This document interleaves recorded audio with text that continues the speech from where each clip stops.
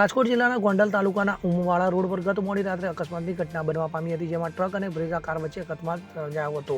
Brezza કારમાં 3 યુવકો સવાર હતા, તો કારમાં સવાર ગુંદાળા રોડ પર રહેતા એક યુવાનનું મોત નીપજ્યું હતું, તો કાર ચાલકને ગંભીર ઈજા થતા તેને ગોંડલની ખાનગી હોસ્પિટલ બાદ વધુ સારવાર અર્થે રાજકોટ હોસ્પિટલ ખાતે ખસેડવામાં આવ્યો હતો, તો અન્ય યુવાનનો આ ઘટનામાં આબાદ બચાવ થવા પામ્યો હતો। તો અકસ્માતની ઘટનાને લઈને શહેર પોલીસ બી ડિવિઝન પોલીસે તપાસ હાથ ધરી છે।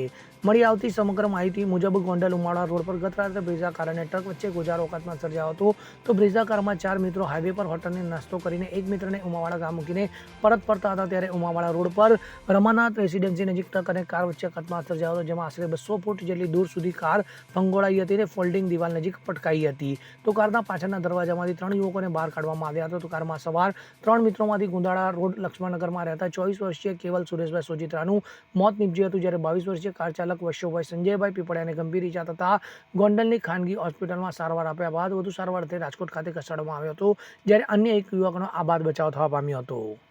Bureau report CN24 news. હવે જુઓ દેશ દુનિયાની તમામ ખબરો તમારી આંગળીના ટેરવે।